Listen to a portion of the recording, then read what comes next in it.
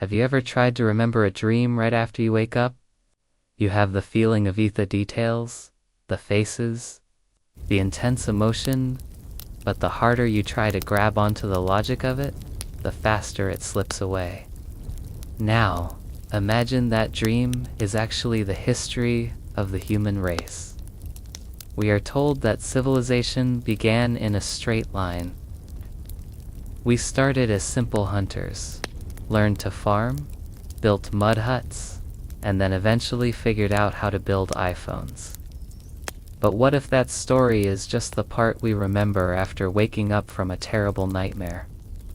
Deep beneath the sands of the Middle East, there are thousands of clay tablets that tell a very different story.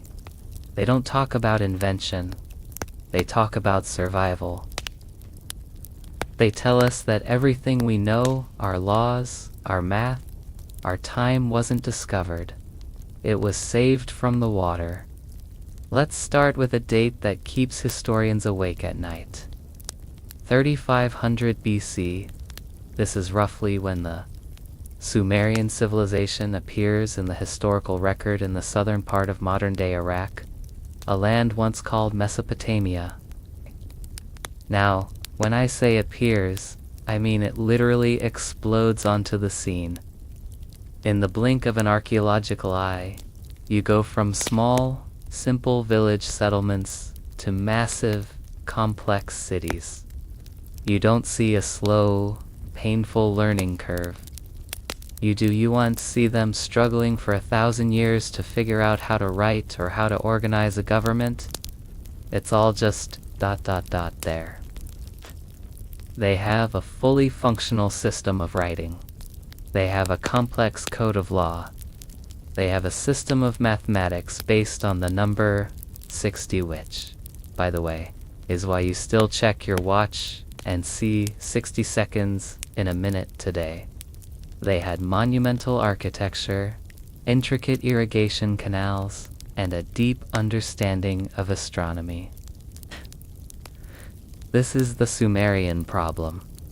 It's like finding a brand new Ferrari in a barn in the middle of the 18th century. It doesn't fit the timeline. How did they learn so much, so fast? The standard answer, the one you get in textbooks, is that they were just geniuses. That necessity is the mother of invention. And they figured it out because they had to. But if you actually sit down and read the tablets they left behind, and we have tens of thousands of them, the Sumerians themselves get very offended by that idea. They say very clearly, "We didn't invent this, we were taught." They claimed their knowledge came from the Anunnaki. Now, hang on. Before you think about spaceships and sci-fi movies, let's look at what that word actually means in their language. It translates roughly to those of royal blood or the princely offspring. In the texts, these weren't magical, transparent ghosts floating around. They were flesh and blood. They were administrators. They argued with each other. They held council meetings. They mapped out canals. They taught specific skills like brickmaking and grain cultivation. If you strip away the religious paint we've applied to them over the last few thousand years, the Anunnaki sound less like gods and more like ... refugees. They sound like a group of people who possessed high knowledge, are remnant of an elite class who arrived in a land of simpler people and said, "Okay, listen up. This is how you build a levee. This is how you track the stars. This brings us to a terrifying possibility. This is why history is wrong about the origins of civilization. We aren't looking at the birth of knowledge in Sumer. We are looking at a restart. We are looking at a recovery mission. To understand why a recovery was needed, we have to look at the planet itself. Go back about 12,000 years. This is the end of the last ice age. The world was a very different place. Massive ice sheets covered much of the northern hemisphere. Because all that water was locked up in ice, the sea levels were some 400 feet lower than they are today. Think about what that means. It means the coastlines were miles further out. The Persian Gulf, which borders ancient Sumer, wasn't a sea. It was a lush, fertile valley with a river running through it. It was a paradise. And if humans are anything, we are consistent. We love to build our cities next to the ocean. If there was an advanced civilization back, then let's call it the lost ancient civilization of the Ice Age. Where would they have built their greatest cities? On the coast, in the deltas, in the exact places that are now hundreds of feet underwater. Then, the climate snapped. Geologists call these events meltwater pulses. The ice melted rapidly. It wasn't a slow trickle, it was a deluge. The oceans rose violently. We are talking about tidal waves of change that swallowed millions of square miles of dry land. If you lived in that fertile valley that is now the Persian Gulf, your world didn't just change, it ended. Your cities, your libraries, your ports gone, drowned. Now, imagine you are one of the few who survived. Maybe you were a priest, or an astronomer, or an engineer working in the highlands when the water came. You run to the mountains. You watch your entire culture disappear beneath the waves. You are traumatized. You are starving. But you possess something dangerous and precious. You remember how the old world worked. You know that if you don't pass this knowledge on, if you don't teach the hunter-gatherers in the mountains how to farm and build, the light of human knowledge goes out forever. So, you become a teacher, you become a god. For a long time, this was just a theory, a nice story. But then we found Göbekli Tepe in the 1990s in southern Turkey up in the highlands. Exactly where survivors of a flood would run, archaeologists uncovered a site that broke the timeline. It consists of massive stone pillars, beautifully carved, arranged in perfect circles. It dates back to 9600 BC, that is 6,000 years before Stonehenge. That is 7,000 years before the pyramids.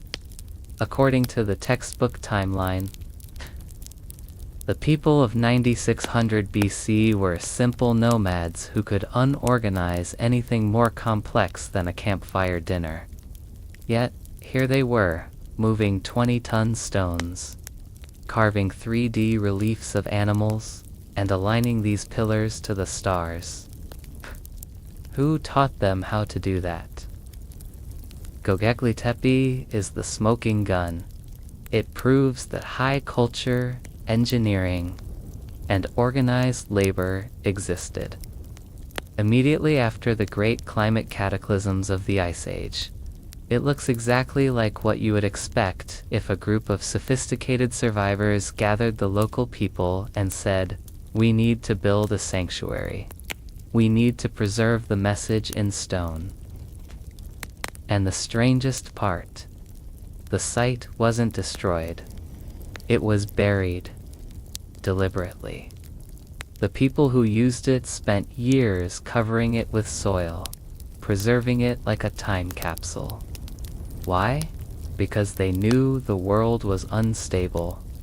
They knew knowledge was fragile. They were hiding it for the future. The King List and the long count now. Let's go back to those clay tablets in Sumer. There is a specific document known as the Sumerian King List. It's exactly what it sounds, like a list of kings and how long they ruled. It starts with a phrase that gives me chills. After the kingship descended from heaven, The kingship was in Eridu. Descended, not invented. Brought down. The list names 8 kings who ruled before the Great Flood, but their reigns are impossible. They rule for 28,000 years, 36,000 years. In total, these 8 kings rule for over 240,000 years. Then, the text says, the flood swept over. After the flood, the list continues, but the lifespans drop dramatically. They go from tens of thousands of years to hundreds, and eventually to normal human lifespans.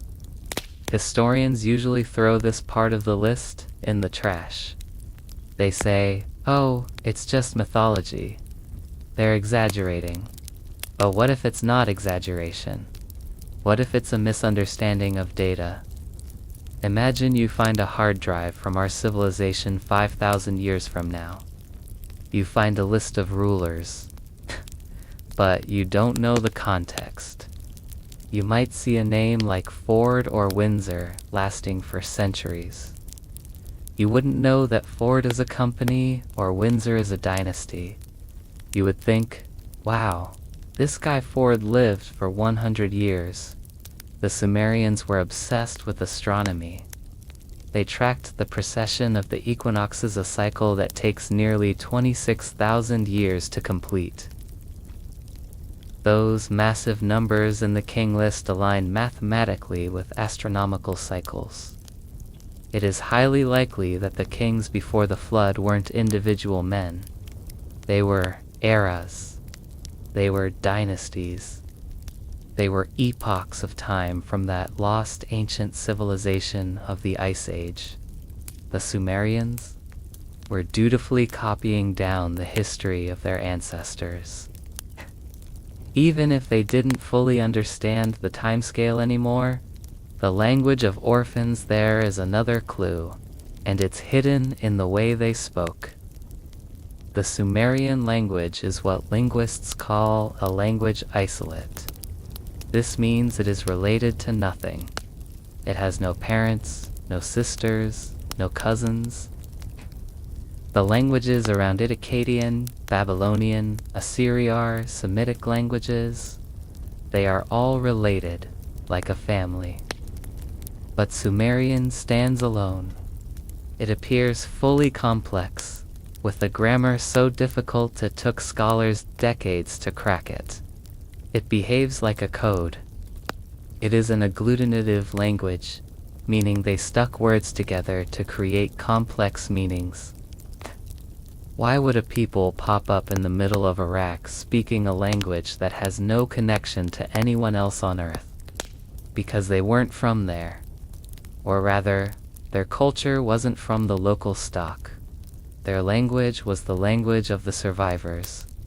It was the technical, sacred language of the administration from the Old World. Think about Latin in the Middle Ages. The common people spoke French, Italian, or Spanish. But the priests, the scientists, and the lawyers, they spoke Latin. They kept the old language alive because it held the knowledge. Sumerian was likely the Latin of the pre-flood world, a preserved language used to keep the archives of science and law alive. The archive of survival. And they did keep archives. This is the part that moves me the most. We view the Sumerians as distinct people, but really, they were librarians. In the city of Nippur, archaeologists found a library with tens of thousands of tablets. It wasn't just tax receipts. It was literature, math, and dictionaries. Why were they so obsessed with writing everything down? Because they knew what happens when you don't. Every myth they wrote revolves around the precariousness of order. Their gods are constantly fighting to keep chaos at bay. The god Enkidu, one who saves humanity from the flood, is always the one organizing, teaching, and fixing. In the Epic of Gilgamesh, the hero searches for the survivor of the flood, a man named Utnapishtim, or Ziusudra, in older texts. When Gilgamesh finds him, the survivor isn't a magical being. He's an old man living far away at the mouth of the rivers. He tells Gilgamesh the story of the deluge. He tells him how he was warned to build a boat, to seal it with bitumen, and to save the seed of all living things. Sound familiar? It's the story of Noah. But the Sumerian version was written down at least 1,000 years before the Hebrew Bible. And in the Sumerian version, it's much more technical. It describes the geometry of the boat. It describes the specialized workers brought on board. It wasn't a farm boat. It was an ark of civilization. The evidence of mathematics. Let's look at the math again. I mentioned the number 60. Why 60? Our base 10 system, 10, 20, 30, is easy because we have 10 fingers. It's a biological accident. But 60 is a master number. It can be divided by 1, 2, 3, 4, 5, 6, 10, 12, 15, 20.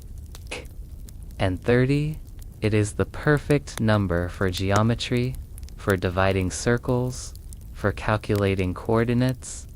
You don't invent a basic C system because you are counting sheep in a field. You invent it because you are navigating the oceans and mapping the stars. It is a mathematical system designed for astronomy and high geometry. The fact that the Sumerians started with this system on day 1 tells us they inherited it from a culture that was already doing high-level navigation and astronomy.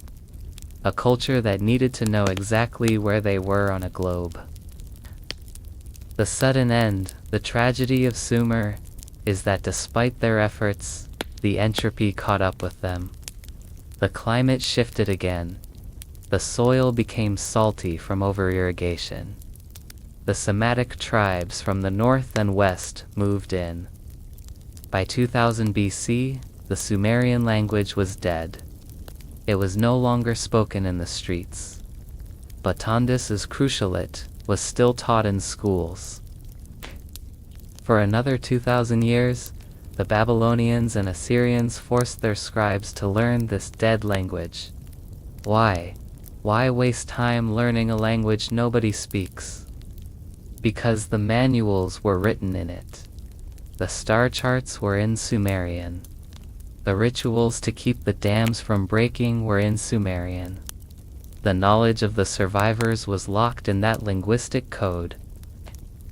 If you lost the language, you lost the connection to the gods, the teachers who had restarted civilization. The modern parallel. So, where does that leave us? We look at our glass skyscrapers and our internet, and we think we are the apex. We think we are safe. But the Sumerian tablets are a warning. They are a message in a bottle thrown across the ocean of time. They are telling us, we were great once, too. We had kings who ruled for eons. We had commerce and law. And then the water swept over. The geology confirms it. The Younger Dryas impact theory suggests a comet might have hit the ice sheets, causing that massive flood. The archaeology at Göbekli Tepe confirms that survivors were organizing massive projects right after the disaster. The linguistics confirm that a strange, isolated language carried high technical concepts into a primitive world. It fits. It all fits. Sumer wasn't the dawn of civilization. It was the twilight of an older, greater one. It was a 3,000-year-long attempt to remember. They wrote it in clay because they knew paper burns and stone crumbles. But fired clay lasts forever. They were writing for us. They were trying to tell us that civilization is a thin layer of ice over a deep ocean of chaos. 24 o'clock to 25 minutes and 0 seconds conclusion in CTA. When you look up at the night sky tonight, remember that the way you divide that sky into degrees, the way you count the seconds as you stare at the moon that isn't your invention, that is a gift. A gift carried by refugees running from a drowning world. Passed down through the clay hands of Sumerian scribes, surviving wars, fires, and thousands of years of silence, just so it could reach you. We are not the first. And if we aren't careful with our own knowledge, we won't be the last to be forgotten. I hope this journey into the past woke something up inside you. If you want to keep digging up the truth with me, you know what to do. Smash that like button, it really helps the algorithm find other truth seekers. And please subscribe to the channel. I am the Sleeping Historian, and I'll see you in the next one.